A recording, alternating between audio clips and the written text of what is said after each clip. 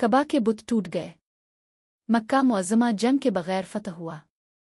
ये तारीख़ इंसानियत का मुनफरिद वाक़या है कि एक मग़लूब कौम बगैर किश्त और खून के अपने जानी दुश्मन पर गालिब आ गई और इसने कोई इंतकाम न लिया।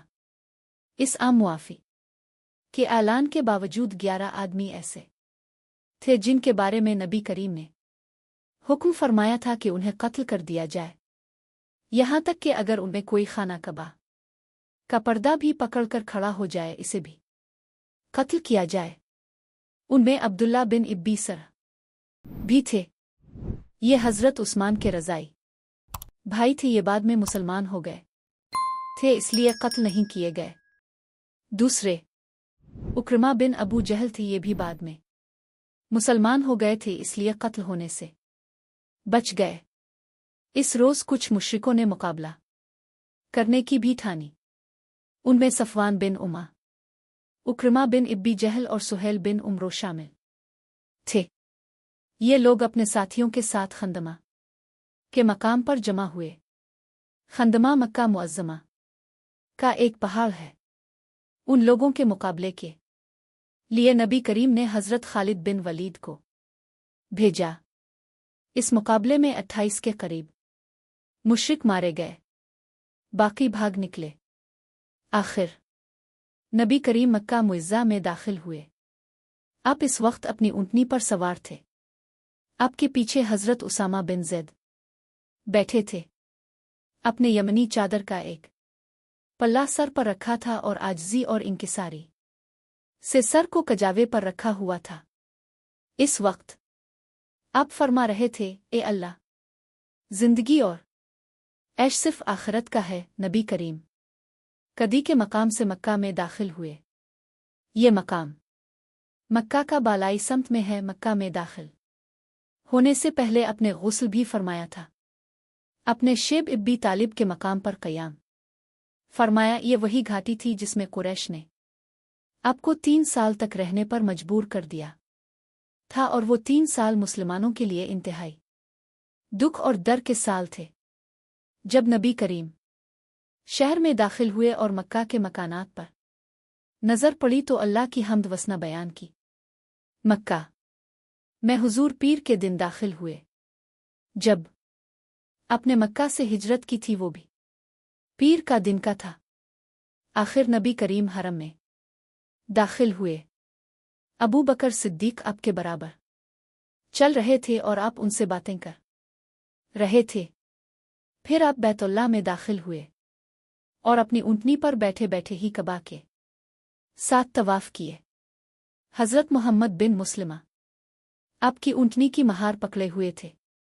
उन चक्रों के दौरान अपने हाथ मुबारक से हजर अस्वद का इस्तिलाम किया, यानी बोसा देने का इशारा किया। इस वक्त कबा में 360 बुत थे। अरब के पर कबीले का बुत अलग अलग था। नबी करीम के हाथ में इस वक्त एक लकड़ी थी जिससे हर बुत को हिलाते चले गए। बुत मुन के बिल गिरते चले गए। इस वक्त अब सूरत बनी इसराइल की आयत नंबर 81 तिलावत फरमा रहे थे। इस का तर्जुमा यह है, हक आया और बातिल गुजर दिया। और वाकई बातिल चीज़ तो यूं ही आनी जानी है। तवाफ के दौरान नबी करीम हबल बुत के पास पहुंचे। कुरैश को इस बुत पर बहुत फख्र था। यह कुरैश के सबसे बड़े बुतों में से एक था। अपने वो लकड़ी इस बुत की आंखों पर मारी, फिर अब के हुक्म से बुत को टुकड़े टुकड़े कर दिया गया।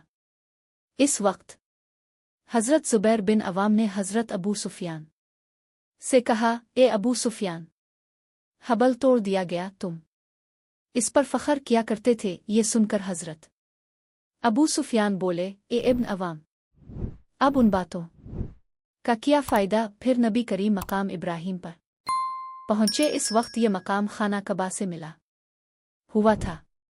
इसके बाद नबी करीम ने हज़रत अली से फरमाया, मेरे कंधों पर खड़े होकर कबा की छत पर चढ़ जाओ और छत पर बनी खज़ा का जो बुत है इस पर चोट मारो। हज़रत अली ने हुक्म की तामील की और छत पर चढ़कर बुत को ज़रब लगाई। ये आहनी सलाखों से नस्ब किया गया था, आखिर उखड़ गया। हज़रत अली ने इसको उठाकर नीचे फेंक दिया।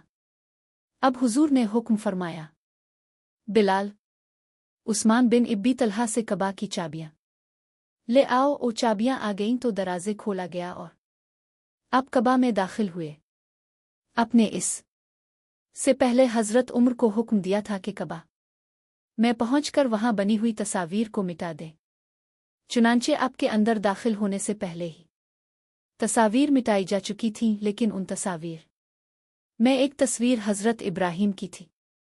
हज़रत उमर ने इसको नहीं मिटाया था। इस पर नज़र पड़ी तो आपने हज़रत उमर से फरमाया, उमर, क्या मैंने तुम्हें हुक्म नहीं दिया था कि कबा में कोई तस्वीर बाकी ना छोड़ना। इस मौके पर आपने ये भी इरशाद फरमाया, अल्लाह ताला उन लोगों को हलाक करे जो ऐसी चीज़ों की तस्वीर बनाते हैं जिन्हें वो पैदा नहीं कर सकते। अल्लाह ताला उन्हें हलाक करे, वो अच्छी तरह जानते हैं कि इब्राहीम ना यहूदी थे ना नसरानी थे, बल्कि वो पक्के सच्चे मुसलमान थे। इसके बाद इस तस्वीर को भी मिटा दिया गया। फिर हुजूर ने वहां 2 सतूनों के दरमियान में 2 रकत नमाज अदा फरमाई। जब आप और आपके चंद साथी कबा के अंदर दाखिल हुए थे, इस वक्त हज़रत खालिद बिन वलीद पहरा देने के लिए दरवाजे पर खड़े हो गए। वो मज़ीद लोगों को अंदर दाखिल होने से रोकते रहे। फिर आप बाहर तशरीफ़ लाए और मकाम इब्राहीम पर पहुंचे। आप ने वहां 2 रकतें अदा की। इसके बाद आप ज़म मंगा कर पिया और वुज़ू फरमाया। सहाबा किराम इस वक्त लपक लपक कर हुजूर के वुज़ू का पानी लेकर अपने चेहरों पर मिलने लगे। वो आपके वुज़ू के पानी को नीचे नहीं गिरने दे रहे थे। मुशरिकीन मक्का ने जब ये हालत देखी तो पुकार उठे, हमने आज तक ऐसा मंजर ना देखा और ना सुना कि कोई बादशाह इस दर्जे को पहुंचा हो। अल्लाह के रसूल जब हरम में आकर बैठ गए तो लोग आपके अर्द गिर्द जमा हो गए। ऐसे में हज़रत अबू बकर उठ कर गए और अपने वालिद अबू खाफा का हाथ पकड़ कर उन्हें ले आए। अबू खाफा की बीनाई जाती रही थी। उधर जिन्हीं आपकी निगाह हज़रत अबू खाफा पर पड़ी तो फरमाया, ए अबू बकर, तुमने वालिद मोहतरम को घर पर ही क्यों ना रहने दिया, मैं खुद उनके पास चला जाता। इस पर हज़रत अबू बकर ने अर्ज़ किया, अल्लाह के रसूल, ये इस बात के ज़्यादा हकदार हैं कि खुद चल कर अब पास आएं। फिर हज़रत अबू बकर ने अपने वालिद मोहतरम को आपके सामने बिठा दिया। आपने अपना दस्त मुबारक उनके सीने पर फेरा और फरमाया, मुसलमान होकर इज़्ज़त और सलामती का रास्ता इख्तियार करो। और वो इसी वक्त मुसलमान हो गए। आपने फरमाया, अबू बकर, तुम्हें मुबारक हो। हज़रत अबू बकर बोले, किस्म है इस ज़ात की जिसने आपको हक और सदाकत के साथ ज़ाहिर फरमाया। मेरे वालिद अबू खाफा के इस्लाम के मुकाबले में आपके चचा ईमान ले आते तो ये मेरे लिए ज़्यादा खुशी की बात होती।